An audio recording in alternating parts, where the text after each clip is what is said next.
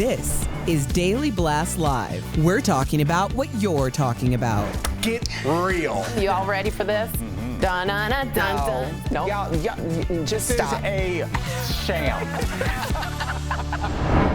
First class, up in the sky, popping champagne, living my life in the fast lane. But I won't change for the glamorous, ooh, the flouncy.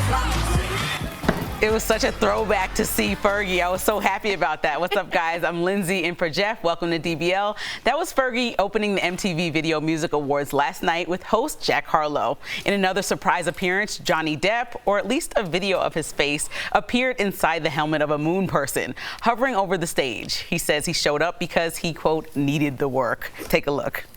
I just want you guys to know that I'm available for birthdays, bar mitzvahs, bat mitzvahs, weddings, wakes, any old thing you need. Anything. I'm also a dentist. Well, Amber Heard's sister wasn't having it. She slammed the VMAs for Johnny's appearance and said she hoped none of the people who made the call to have Johnny on have daughters. I thought it was too soon, but I mean, just because it was like a lot going on in that trial, you know, what do you think? I think you got to strike while the iron is hot. I mean, when was the last time we talked about Johnny Depp on the show that didn't have to do with Amber Heard? And when was the last time we talked about Johnny Depp on the show post Amber Heard? This is the first time. You got to keep your face in front of the screen because Americans, the world has a very short memory, and that trial had a huge impact, and then it just went away, kind of like everything else in our culture. But nobody was innocent, though. Like, they both, even though Johnny maybe won, so like there was two sides to both of the story. But that's the whole point. You know, I think that there's been a lot of teachable moments in this entire trial and how it's played out in the court of public opinion. When you don't come in with clean hands, neither one of them came in with clean hands, then everyone's just going to get dirty. And so it becomes like a battle of who is less guilty or who is more compelling or who do people like more. Who's likable. Yeah, that's who do they like right. more based on the fact that we think that you're both, you know, in some way, at least culpable in some way. So it became a popularity contest and Amber Heard lost. And now Johnny Depp is making the rounds. And at this point, I don't know why people are so surprised, like it's too soon. What's humility when all your business, including dumps on the bed, are out in the streets?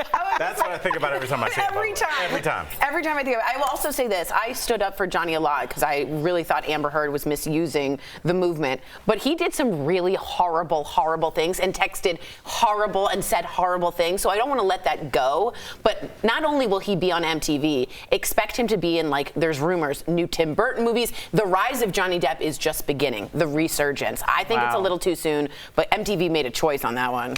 Well, let's talk about the actual awards. So Taylor Swift, your girl, picked up a moon person for Video of the Year, and she's the only artist to ever win that award 3 times. She also looks stunning in this Oscar de la Renta jeweled mini dress. Lizzo also went high fashion with this blue-black Jean Paul Gaultier dress. She also wore matching lipstick and a gold lip ring. I love that ring that went like from her nose that she had like the on. Janet Jackson one, remember? Right, yeah. And Lil Nas X made a statement with this black feathered headpiece and matching skirt. Some say it reminded them of Cher's iconic Bob Mackie outfit she wore to the Oscars in 1986. And Nicki Minaj performed and picked up the Video Vanguard Award. There's also a picture of Iman that Lil Nas X took inspiration from, which is very recent. So I was kind of seeing mixed reactions online. People saying you actually wore the same exact outfit as her in a different color a year later. She wore this to the Met Gala last year. So it seemed kind of like abrupt, immediate, and on the nose. I don't think it's ever too soon to honor a queen, especially if you acknowledge that that's what you're doing. If he said he brought her as inspiration, that's cool. I do think, I like the 80s throwback. I'm going to go with the Cher Mackie thing because I think that's really, really rad. I do have to say that Taylor Swift also announced new music on Kim Kardashian's birthday, might I add. You think she's still trolling her? 100%. Really? Everything I guess maybe. No, everything she does with numbers is important to Taylor. The 13s, the 22s, everything's really important. So she picked it specifically, but it's her midnight writings, late at night. I can't wait. I mean, that's my statement has to do with numbers as well. She's won the Moon Person Award 3 times in a row. First of all, what is that? And also the flagship trophy. You know, it wasn't in a row, was it? Yeah, no, she's overall won it 3 times. And it's like I kind of said this with the Country Music Awards too. When somebody starts to win an award over and over again, It just seems like it's impossible to me, Lindsay. You're telling me that there's no other artists that are deserving on this planet of 9 billion people when we have artists winning awards. I think Alan Jackson won some award so many times that he stopped nominating. He said, "Don't nominate me." You're telling me there's no other great country, rap, pop artists that are deserving? I just think it's weird when somebody's winning the award over and over again. It's very strange. Well, when it's Beyonce, I'm all for it every time. So I can't say that about Taylor Swift, and I feel that way about Beyonce. It's okay to talk out of both sides of your mouth. I do it all the time, and I'll show you how. I do understand what you mean. However, I think in cases like a Beyonce, a Taylor, a Lady Gaga, they've had so many different iterations, and also they've crossed over genres too. So it's like, I could see there being like, you know, Taylor 2012, who was very different from Taylor 2020, you know, or like any of those artists who have really changed it up so much that how they started isn't even recognizable to where they are right now. Right, and that's definitely both of those artists. Yeah. Let's talk about Britney Spears for a second, because she posted and deleted a 22-minute audio recording on her YouTube page outlining the, quote, abuse she suffered under her 13-year conservatorship. Britney revealed she's rejected lots of money to do an interview with people like Oprah. I couldn't believe this. Instead, opting to post her thoughts on YouTube. She blamed her family for keeping her under tight control and said, quote, they're throwing her away. Have a listen. I was told I was fat every day. I had to go to the gym. I had to just, and I never remember feeling so demoralized, and just, they made me feel like nothing. And I went along with it because I was scared. Now Britney's mom, Lynn, posted a throwback picture of the two of them, and she wrote she's never going to turn her back on Britney, even though every time she flies out to see her or calls her, she gets rejected. This is so complicated. This is really complicated. A lot of people are like, Britney's out of control and she's not doing well. I see this as someone who had no other recourse, and this is her only way of sharing what happened. To me, this is a whistleblow. This is, I was under abuse. I was put on a gurney against my will. Did she have problems mentally? Yes. Was there a problem 2007? Yes. Did people want to take care of her money? Yes. But from what she documents, they took over her life. No cash, no car, no coffee, no gym, no going outside, none of her own security. She couldn't speak her own mind. That's a prisoner. So how else is she supposed to say this is what happened other than a recording? Because that's all she knows. So this to me was an open confession, and I felt really bad. I did. Yeah, I watched the doc. It's Britney. Yeah. Where the woman or the writer from Rolling Stones explained how she brought in a legal document for Britney to sign, and how she had to do that. And I never, like, I was watching, I had to watch it twice because I could not believe what I was seeing and what I was hearing. Like, it was just that deep. Yeah. And I'm all for, like, I always want to protect a family relationship, especially between a mother and a daughter. But her mother needed to have been as loud and as public about what was happening to her child for the past 13 years then as she is now, that the blowback is coming her way. Because I cannot think of a single circumstance other than someone who clearly is being used for their money and their power to make more, and everybody was profiting from it, including the mama. And now you want to come to public and say this is really a private matter? Well, let's not forget, 2 weeks ago, Jeanette McCurdy came out, another child star, wrote a book saying, I'm glad my mom died. We are starting to see the after effects of these stage moms. You're right. And what that leads to. We look at all these Disney stars, and they're these adorable stars, and they become these teen pop stars, and you can feel the machine behind them. You can feel the meetings that were around this child that has now been shoved out. And then when they start shaving their head in 2007, or they start writing books about I'm glad my mom is dead, everybody's like, well, what happened? Right. This is what happens when you push children to the point where their central nervous system snaps and they are no longer the same person. And I think we need to take a long, hard look at where this came from rather than trying to analyze it retroactively when they're 30. And I think that's the overall feeling that I get with Britney is just sadness that she has no one around her, even after all these iterations of how she's being protected by reportedly her dad, her sister, her mom, that she actually can trust when she's dealing with mental instability. Yeah, it's almost like the social media people like Free Britney are the only group she can trust because she credits them with getting her out of that conservatorship. Oh, I definitely agree with that. Yeah. Wow.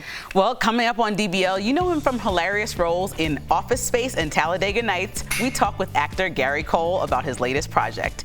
And are Ozzy and Sharon Osbourne headed home to England? We'll tell you the reason why they're thinking of leaving the United States.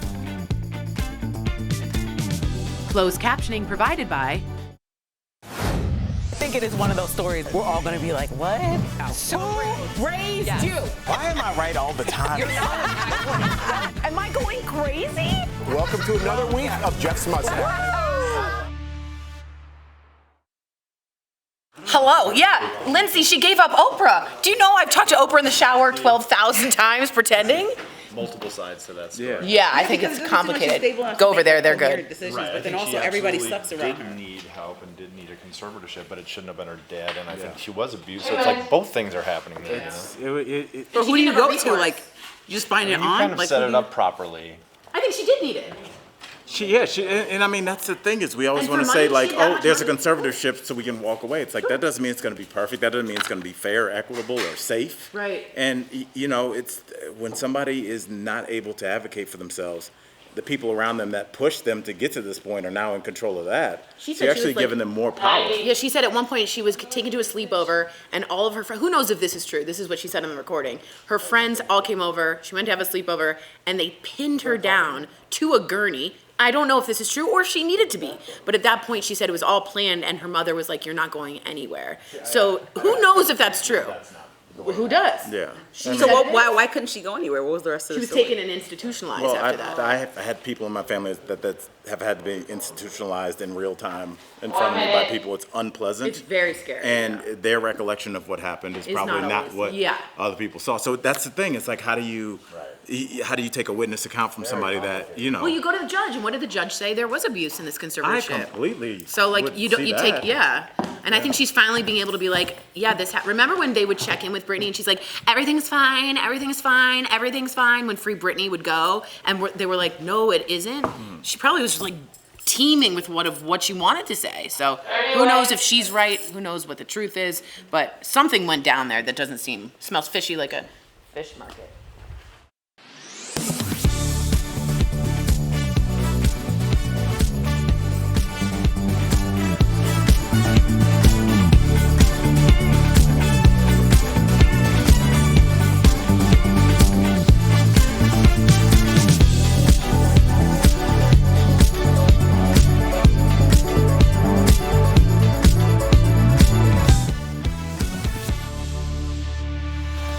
Welcome back. Ozzy Osbourne and his wife Sharon are rethinking living in the U.S. Ozzy told The Guardian, quote, "I'm fed up with people getting killed every day." He said he doesn't want to die in America and says it's time to return to his home country. Sharon echoed his comments, saying, quote, "America has drastically changed. It isn't even the United States of America at all. Nothing's united about it."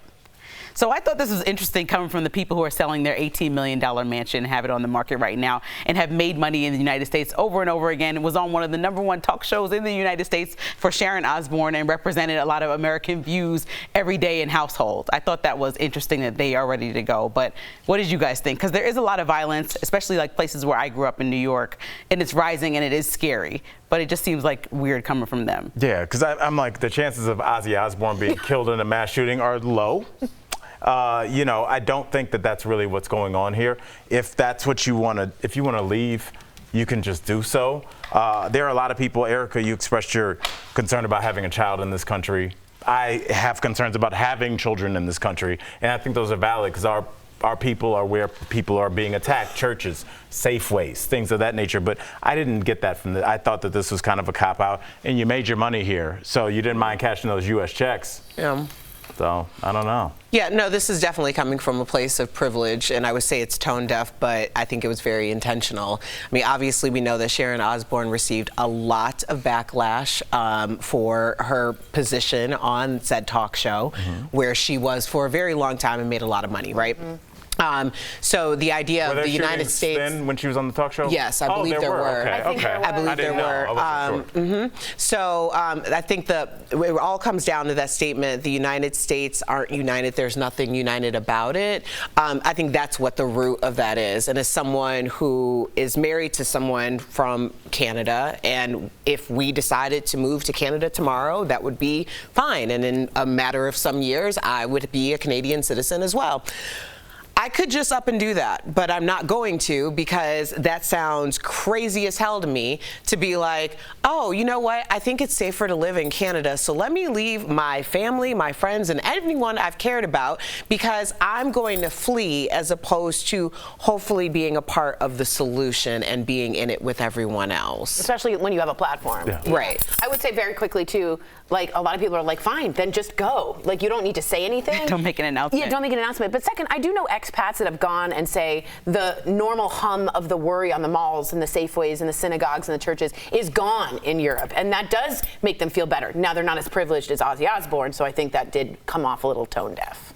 Yeah, I mean, it's just hard to hear it coming from you, because It's you just also, hard. I feel like you were bringing up, Erica, like when the tides changed and everybody wasn't embracing you guys like the same pace they were when you had a reality show and America was loving you. Now it's like, okay, it's not working out for me. So it's not just like the shooting, it's the overall sentiment that maybe America is not the biggest fans. Yeah, America worked out for him, his wife, his son Jack, and his daughter. They all profited, which is great. I just don't know why you have to kick dirt on the door when you walk out. Or a lot of Americans also embraced Meghan Markle, like, come on over, sis. And then they were like, you know, well, not they, Sharon was like, kind of, this is ridiculous. So it's like, well, maybe you're better off with the people who were hating on her in the UK. Yeah. Plenty of them. I don't know. Coming up on DBL, our interview with legendary actor Gary Cole. He's telling us about what it was like playing the horrible boss in Office Space.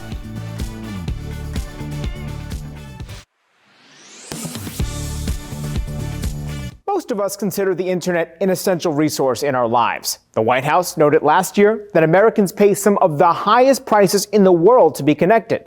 So, Verify viewers Jan and Rebecca emailed us to ask about ads they're seeing online for the Affordable Connectivity Program that claims they can save a lot of money, like this one. The Affordable Connectivity Program, or ACP, provides up to $30 to help eligible households pay for their monthly internet plans. So, let's verify.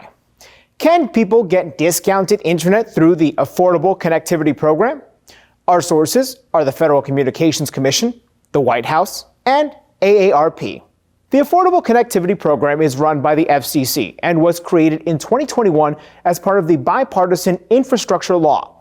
Households that earn less than 200% of the federal poverty line, participate in a benefit or assistance program, or were previously enrolled in a low-income internet program qualify for a monthly discount of up to $30 on internet service and a one-time discount of up to $100 on a computer or tablet. AARP estimates 100 million people may qualify. The Biden administration says 20 large internet service providers like Verizon, AT&T, and Comcast have agreed to offer eligible households plans that cost $30, meaning they effectively receive their internet for free. So, yes, people can get discounted internet through the Affordable Connectivity Program. You'll probably be seeing a lot more ads for it in the next few months, too, because the FCC is giving out grants to local groups to help spread the word. The Universal Service Administration Company, an FCC-funded nonprofit, estimates less than 1 in 6 eligible households is currently taking advantage of the program. With your Verify, I'm Brandon Lewis.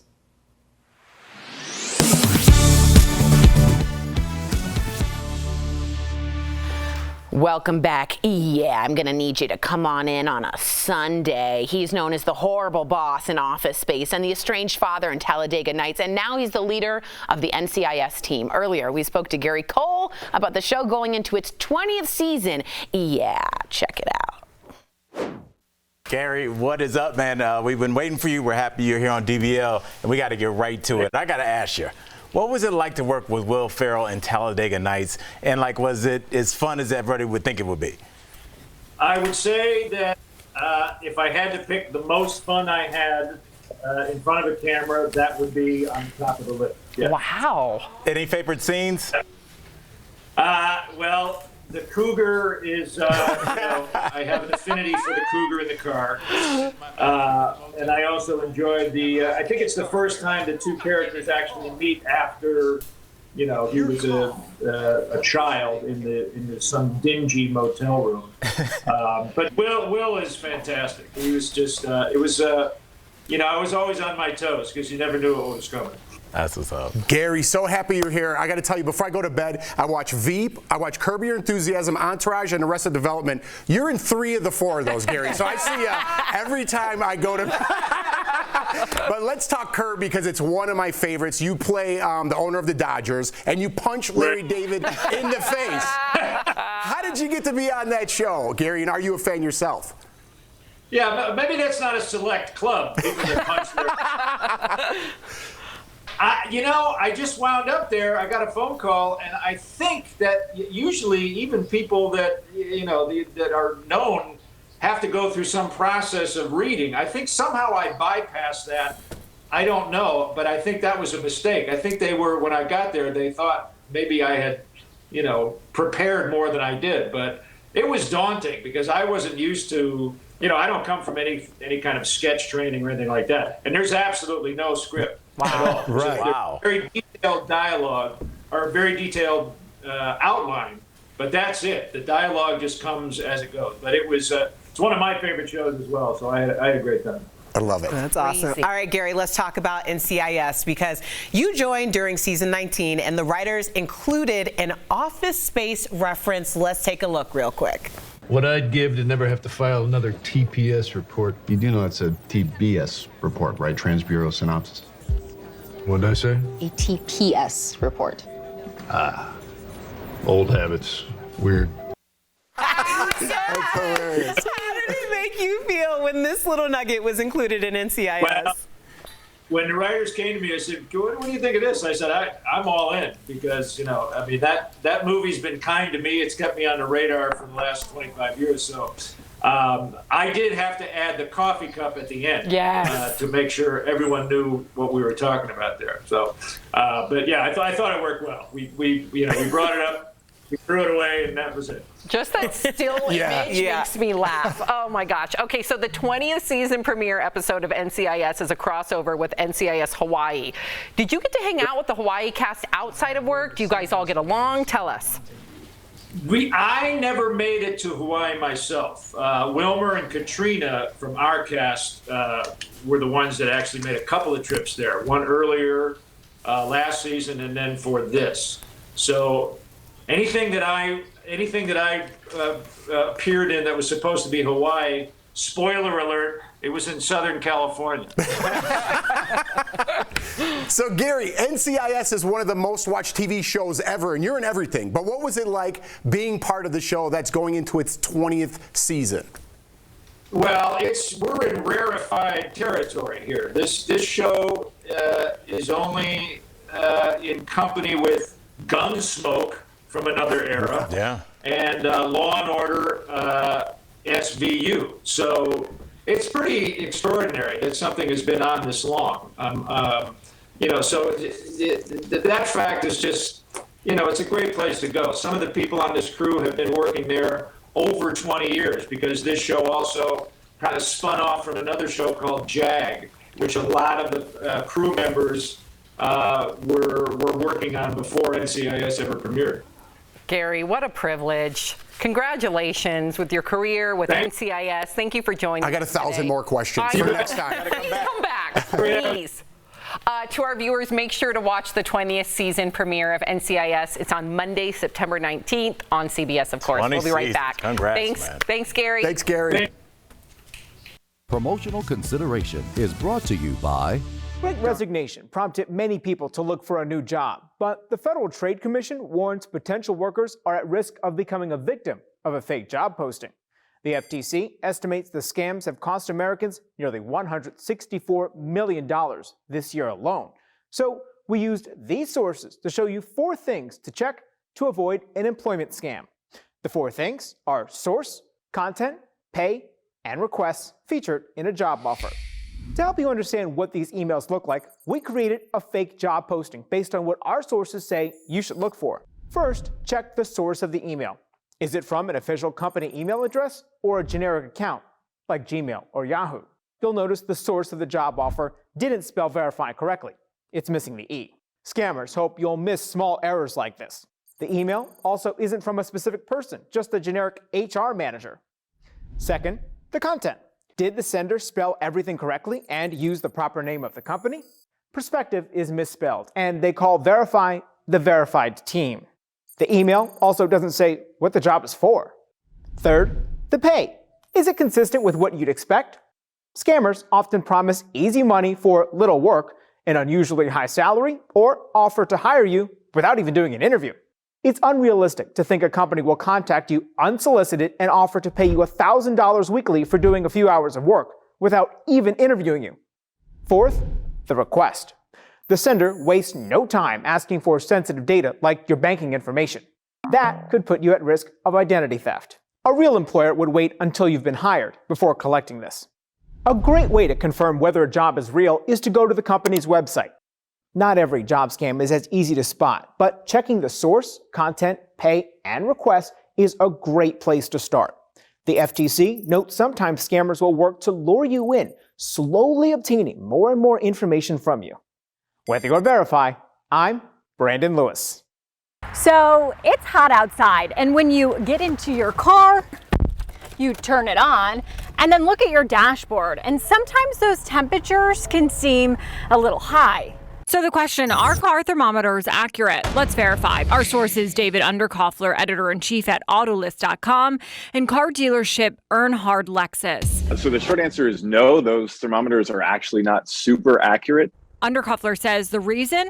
Because the sensors are usually close to the ground. Earnhardt Lexus states most sensors are near the front bumper. So if the sun is beating down on the front bumper, then the temperature may appear higher. So if your car has been parked on something like asphalt or blacktop for a while, there's a lot of heat radiating up off that surface into that sensor. It will usually cool down when you start to drive, but Underkoffler says the most important reason to take these temps with a grain of salt is not when it's hot, but when it's cold outside. The time you need to remember that this isn't an accurate reading is in the winter. If you're out driving and the temperature is hovering right around freezing, just because it doesn't say freezing on your temperature gauge, it may actually really be freezing in reality. So just adjust your driving accordingly. So we can verify that no, car temperatures are not exactly accurate and can differ a few degrees from the actual air temperature.